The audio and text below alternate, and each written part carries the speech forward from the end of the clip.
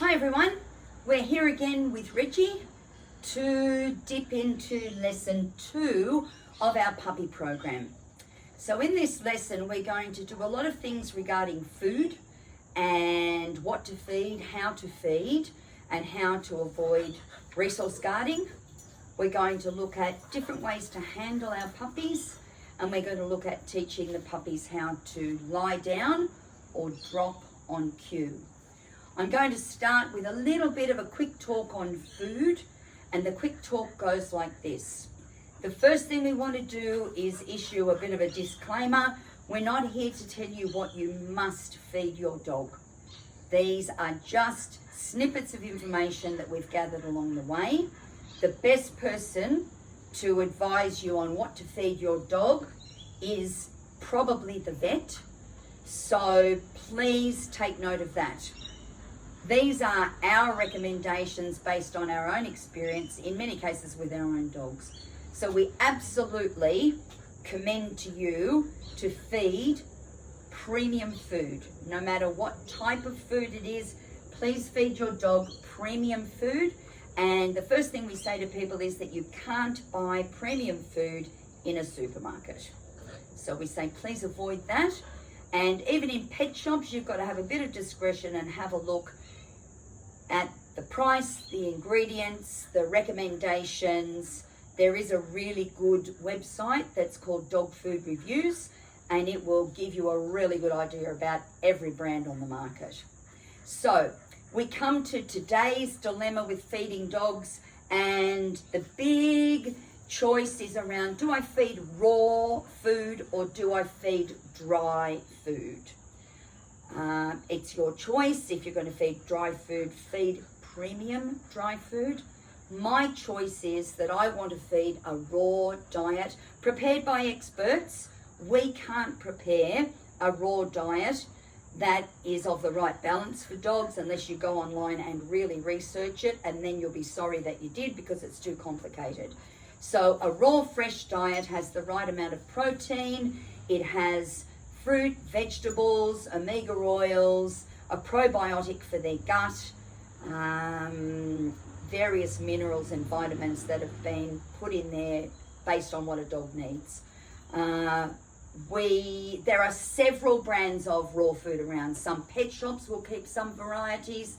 My choice is a raw food made locally in Newcastle by a company called Summerford Raw and Natural. It comes frozen, you defrost it, you feed 25 grams per kilo of dog body weight, and that's my choice for my dogs. Along with, if they need dry food, I don't feed kibble. I use a premium air-dried food that is really expensive, but I don't use it to put in a bowl to give like just a bowl of food. This is my treat food. It is actually a meal food, but I use it as treats. One brand is Ziwi Peak, and the other brand is called Providor. Big bag here. The other bag is called Providor. And yes, very expensive, but used as treats, they certainly are useful. Well, more than useful, they're very, very adequate to supplement the raw diet. Okay, the raw diet, one of the main reasons I choose it is that dogs and all mammals need to get some moisture from the food they eat, and there's no moisture in kibble. So that was the reason I moved away, but I am not telling you that you need to do that. And I'm just going to rescue my treats from Reggie. Thanks, Reggie. Good boy. So another reason I love the Summerford raw food is that you can stuff a Kong with it because it's a wet food. You can stuff a Kong and you can freeze it. And the beauty of freezing a Kong is that it will last the dog a long time. The dog will be busy, the dog will be quiet, the dog will be expending energy to empty this Kong, and they're still just getting a meal from it. Now, I'm not sure where Reggie's up to today and whether he'll be interested, but I'll pop that down on the grass in case he thinks he might have a go with that. I'll put it over there. There you go, Reggie. You can go grab it if you like. Okay. Yes, he's a little bit confused, but that's all right. So, to feed treats to your dog, there's a world of treats that you can feed to your dog. I think I'm still going to say there are some from supermarkets I'd avoid. Read the ingredients. If you can't pronounce the ingredients, don't buy the treats. So our lovely people who make that raw food for us also have all sorts of amazing treats that they package for your dogs to eat. These ones are chicken offal treats. These ones, they sell duck feet. They also sell chicken's feet, and they're quite good for puppies and for little dogs. It's going to keep them busy. It's not going to have an outrageous fat content like, say, pig's ears do. So there are those ones, and they have a host of treats in jars like this. These ones are called chicken nibbles. They have fish nibbles. They have fish pellets. They have all sorts of things at this particular pet shop.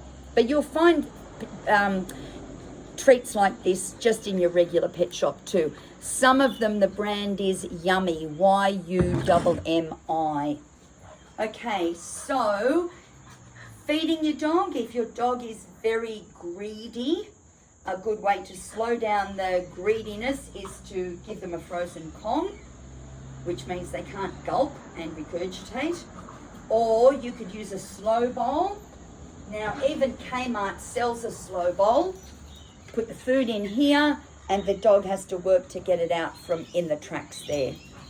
These in Kmart are as cheap as chips. You can buy them also in pet shops, and you can put wet or dry food in there.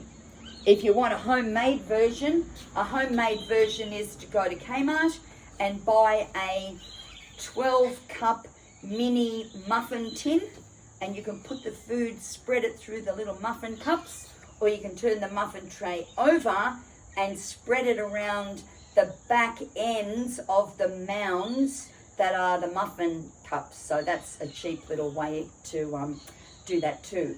So if you're spending a day like we do, which is using that premium air-dried food and giving them a meal of raw fresh food at the end of the day, you need to keep some sort of a track. You need to look at what's the daily allowance of that, but how much did I use today? What's the daily amount of the raw fresh, and how much did I use today? And just do a calculation. Some people might even measure out the day's quantity, knowing that if they're going to use it during the day for training and for other things, once it's gone, it's gone. Sometimes my dogs get to the end of the day and there's nothing left, so they don't need a meal. My dogs have never known that there's such a thing as a dinner time. They get their food when we're ready, so they don't nag us for food. Okay, so that is the introduction to what to feed. Okay, so we're up to the section on food bowl manners. Now, why is this so important? Well, number one, it's important because the dog needs to understand that you control the food. Therefore, the only way you can let them know that you control the food is that you don't leave it lying around. And no matter who the dog is or who the humans are, we say don't leave the food lying around, because they're going to get picky, they're going to look like they're not very hungry all the time, they're going to not care about you offering them anything else because they go, oh, I've got some in my bowl. So there's lots and lots of reasons. Meal time is 15 minutes, and it starts from you getting the dog to sit and wait for their dinner and then letting them have it and then giving them 15 minutes. Now, this is my favourite way to teach puppies to wait for their dinner bowl. I have them on a lead just for the learning time. And I have the lead at a length that they can't get to the bowl. Then as quick as anything, in fact, one of my trainers has this cute idea where she puts it through her legs, puts her legs together, and then blocks the dog from the food. So we block the dog. You can push it back, put the bowl, not the dog, push it back from you so that the dog can't get to the food. I'm not pulling him away. I'm just showing him that he can't get to it.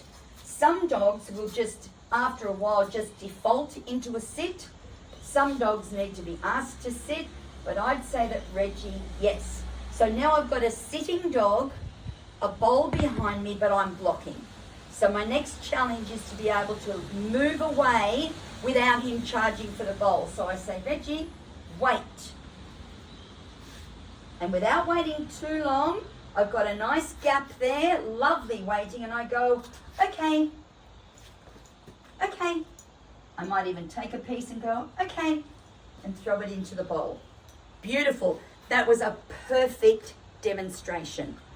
So if you go back over what I just said, you're going to block, you're going to tell them to wait, you're going to step aside. If they start to move again, you're going to just step back. You saw that my blocking all the way around the bowl eventually said to Reggie, you're not going to get anything. So he sat down. And that's what you're aiming for. You would head off for 15 minutes if you like. After 15 minutes, you come back to the bowl, take the bowl away. Even if there's food in it, we've never had a dog starve themselves to death. So don't worry that it's going to happen to your dog. Now, we want to talk about resource guarding. We need to teach the puppy very early that if a human comes by the bowl, we don't want them to growl and try to get us to go away. Naturally, in the beginning, the dog may think that they'd like to tell us to go away. We are not going to snatch the bowl away. That is not the way that we operate at all. Our goal is not to say, yeah, I can pull it off you. Our goal is to say, when a human comes near this bowl and you're eating, things get instantly better. So what you do is you have a bit of food that's higher value than what's in the bowl, and while he's eating, you just come near and put the food in the bowl. And I've got cheese here, and Reggie can't believe that I want to drop cheese in that bowl. While I'm dropping cheese in, I might handle him a little bit, not too frighteningly, just handle him. I'll let him realize that it's me that's dropping that cheese in. Just little bits of touching, little bits of patting. And so after a while, dogs get used to the fact that while they're eating, if you come along, some of them look up to you as if to say, hi, welcome, what have you got for me? Instead of, if we don't do this exercise, you're going to have dogs that go away. And if there are children in the household, that can turn into an issue. Having said that, we still act with a bit of logic and say to the kids, don't go near the puppy while he's eating, because the dog deserves the respect of just being allowed to eat his dinner. So there's the dinner routine. Quite quickly, you'll realize you don't need to put that lead on. You can put the bowl behind you and you can just block them a little bit, tell them to sit, tell them to wait, step aside, and they'll have that. If you do that every day of their lives, they'll have it for life. Okay, they'll do the sit before you even ask for it. So, happy feed time. So quite often we find that the food bowl guarding exercise becomes quite easy, because what they're eating in the bowl is ordinary dinner food and we're putting in better stuff. But there is nearly always a shift when you start giving the puppy high value, chewy, long-lasting treats. So it might be a bone. Sometimes dogs have a personality change when they've got a bone, or it could be some sort of long-lasting chewy treat. So this is a chicken offal stick. They need to know, not that we're going to rip it out of their mouths, but they need to know if we need to take it from their mouths. It might be a safety issue. It might not be a valuable food item. It could be an item of clothing, or it could be something they've picked up which is dangerous. Then we need to be able to teach them to surrender when we say the word give. Now, I'm just going to get Reggie a little bit of review. I'm going to have my cheese as a high value treat. I'm going to get Reggie to come along. Reggie, come. Sit. I even make my dog sit for, you know, a chewy treat. I'm going to let him have it. I'll put it on the ground. You can investigate that. All right. It's pretty stinky, this one. So his first inclination is, I'm just going to take this away, which is pretty common. I'm just going to stand on the lead so he can't go very far. And I'm pleased that he's saying to me, yeah, I reckon this is mine. I really don't want to have to share it. So I've given him a substantial size thing so that I can get my hand on one end, and in case he's going to have an argument with me, my hand is far enough away. So what I'm going to do, if the dog seems very, very obsessed, I put the trading item at their nose and I say, give. I take this away. I give him some cheese. And then I give it back. So really, if you think about it, it's like somebody steals your wallet, puts 20 bucks in it and puts it back, gives it back. So I'm going to come in again. He's already realized I've got the cheese, which sometimes happens. So I'd rather he went back to the stinky stick. I'll just pick it up. There we go. So he likes the idea of this stinky stick. I'm going to come down and I'm going to say, give. Take it. Give him cheese. And give it back. We want them to get used to the word give, the hand coming in, and the result being that they get something even better. So the trading game for lots of items is a really good idea. So I'll just come in one more time. Got a bit of cheese. He loves that stick. I go, give. Put it at his nose to make him let go. Give him the treat, yes, and give it back. So that's the trading exercise for high value treats. So give that a go. I do recommend that the dog be tethered or you be standing on the lead so that they can't do that dash and then you're left looking a bit silly trying to chase them to get it back. Okay, good luck with that one. One of the main things we do in lesson 2 is to get the dogs used to being handled by humans. Now, he's in a big bitey mood today. And we want him to understand that if human hands come in for a tail or a leg or an ear or a nose, that he doesn't need to like grab hold of us to get us to stop.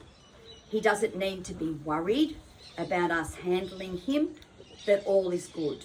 So it's like the collar grabbing that we did in lesson 1. Let's go to this bit first. So I'm going to feel around his paws, but while I'm doing that, I'm going to give him treats. So that, number 1, it's going to stop him from biting me, but number 2, it's going to get him used to the fact that sometimes people do feel that skin in between. People are going to come near him and want to probably cut his nails. If he gets a prickle in his paw, we want him to go, oh yeah, my humans have done that before. It's not going to kill me. I'll be all right with that. So that's one of many. Okay, another thing you can do for him is to get him used to having somebody coming from behind. The vets are going to do things like this when they need to maybe do a procedure. So come from behind, not to scare him, but do that. Maybe swap hands and do that. Yes. Another thing that we want to do is to get them used to somebody looking in their ears. Beautiful, clean ears, Reggie. But we want him to know that when we do that, only nice things happen. Have a look in his ear. Food is your desensitizer at the moment. That's what it's being used for, a desensitizer. I'm not rewarding him for anything. I'm not even rewarding him for putting up with handling me. I'm saying to him, oh, I'll show you how good this is. Look, I look in your ear and you get something really good. Okay, now another one, what about if we need to give him a pill or get something out of his mouth that shouldn't be there? He needs to get used to us just coming over his muzzle and holding on to the top, just a little bit. So in the beginning, you'll just go to the top of his muzzle, put your fingers on, give him a treat. He's a bit wriggly, but that's all right. I'm just going to keep, all I'm doing is just grabbing there. There's a little indentation, if you can find it, between the incisors and the molars at the back. Just a little dint in their top jaw. So I would do that as the introduction, okay? Just over the top and put something in. He's more accepting even now because he knows that it's got something nice attached to it.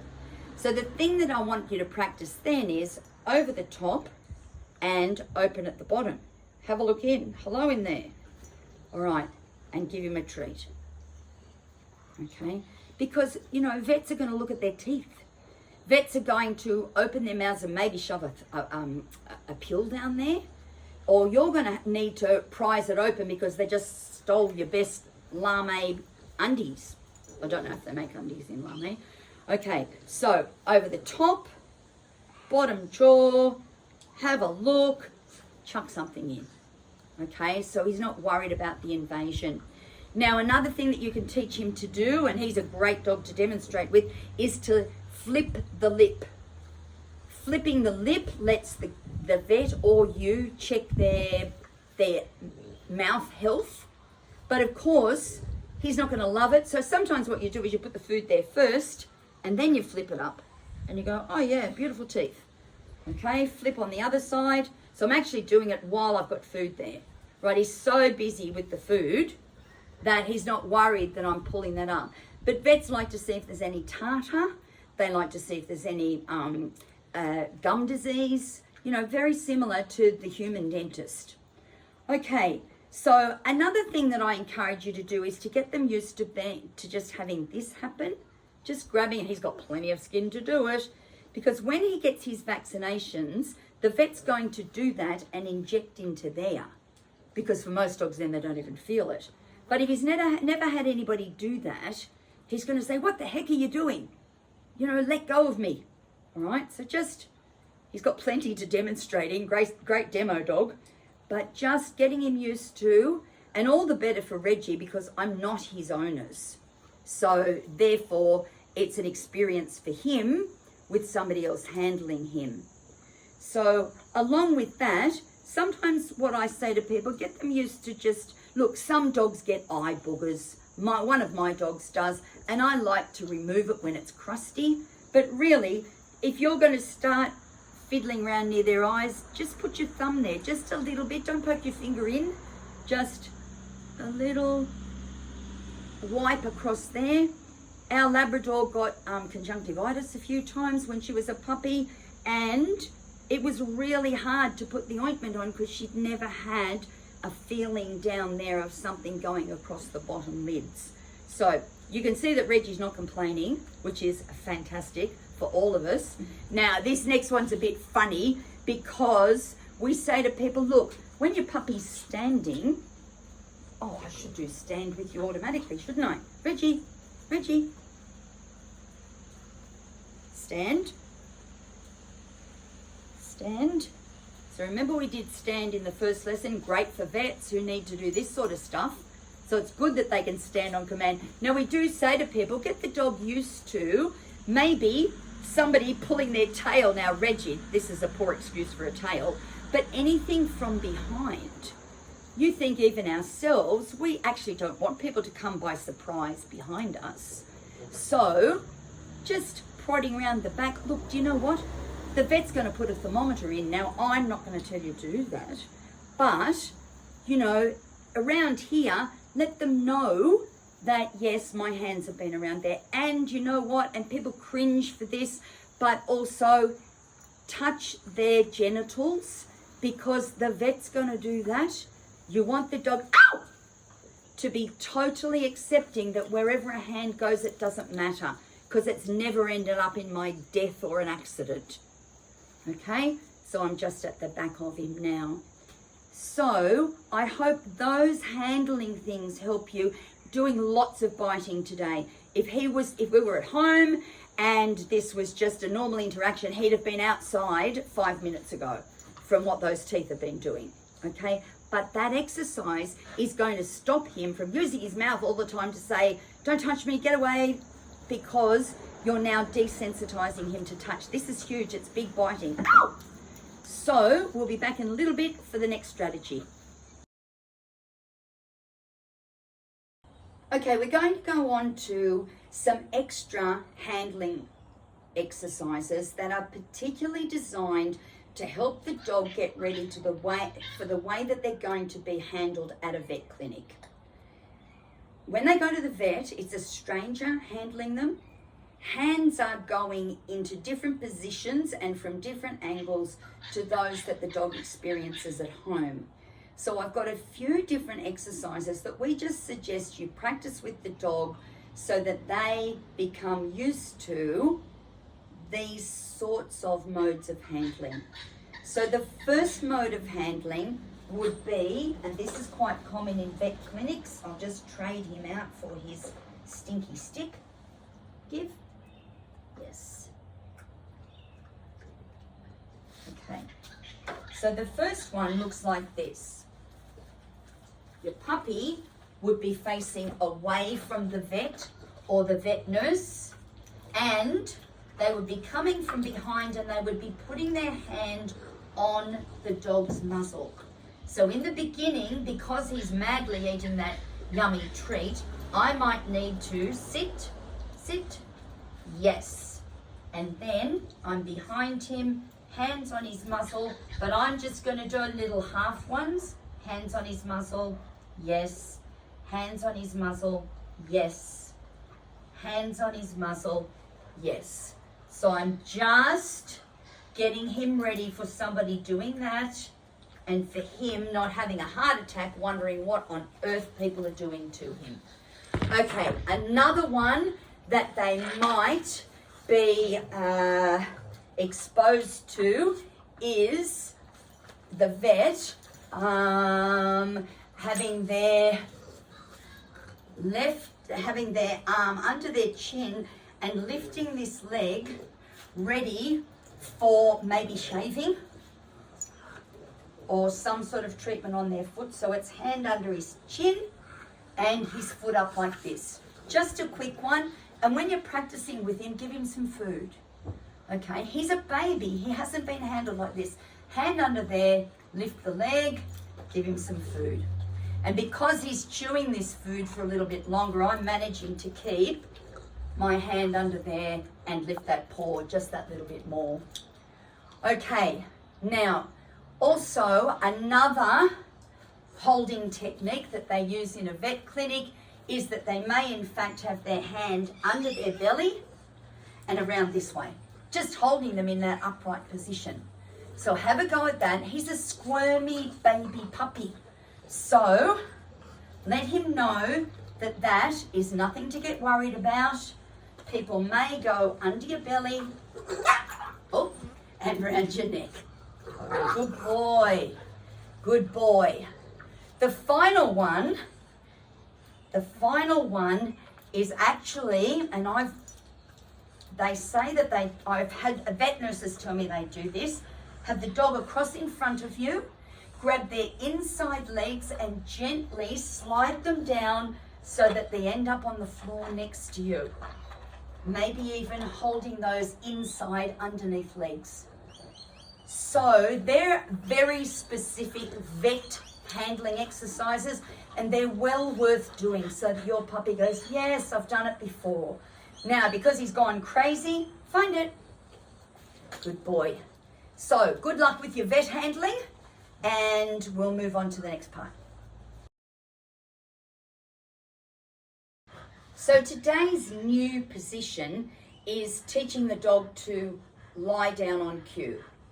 Now, whether you call it down or drop, doesn't really matter as long as the dog understands that when you cue it, usually with your hand going down and that you've got a piece of food in the beginning to lure them, and you give it your name. So in some households it's drop, in other households it's down, in other households it's lie, doesn't matter, okay? Yes. So he's settled and he's sitting in front of me, much better than nipping at my hands. So to start a puppy for lying down, I usually am on the side of them. They start in a sit. I'm on the side of them. I'll just bring him to the back. Sit. Sit. Yes. My hand's on his back. I've got food here, and I'm going to take it all the way to the floor. I'm going to go slowly to the floor. Now his bottom's up, so I'm going to reverse him, put him back up again, and I'm going to lure him again. His bottom's up, I'm going to lure him again. Sit. This way. Sit. Yes, I'm going to swap hands because he's changed sides on me. Now, hand lightly, really lightly on his back, and I'm going to go back towards his front feet, his front paws. And I'm going to just hang around on the floor to see if he will overbalance. Sit. Sit. Sit. Sit. Yes. I'm going to pay him that because he hasn't been paid for much in the last few minutes. Oh, good boy. Hand on his back.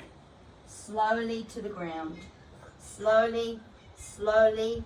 I turn my hand a little bit so he has to sort of investigate and stick his head down to get it, and down he goes. When he hits the ground, I say yes. That's all I'm going to say. I'm not going to try saying down yet because he hasn't got it yet. He's only done one successful one. We'll try again now. Reggie, sit. Good boy. Sit. Good boy. Hand lightly there. I don't want to put him off. Go slowly to the ground.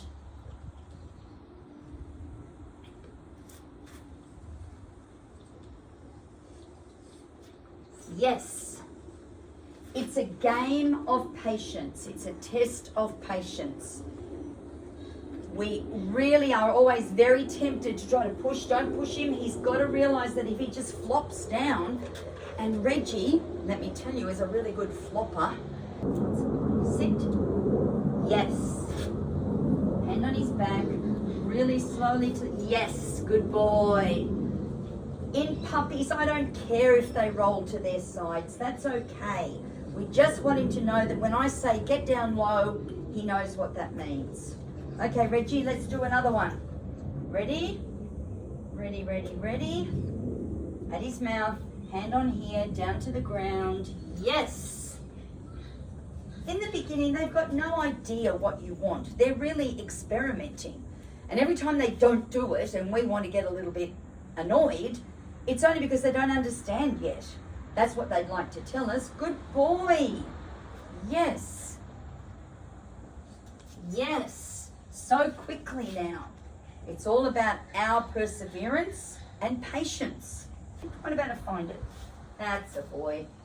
So when all else fails, go to a find it. Reset the dog. Find it is just the best reset in the world. Reggie, come. Sit. Down. Yes. And see if I can get another sit back on top. Sit. Not yet. You can have that thing. Okay. So at the moment, the level he's up to is a reset. Find it. Because I need to be able to get him back in a sit and then a down.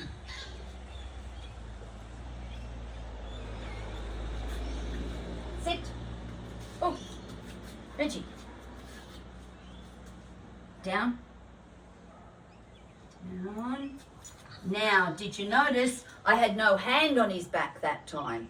Because eventually that hand comes away. We don't need that. In the end, we just want to be able to say with our hands, lie down, a hand signal. Okay, I'll reset him one more time. Find it.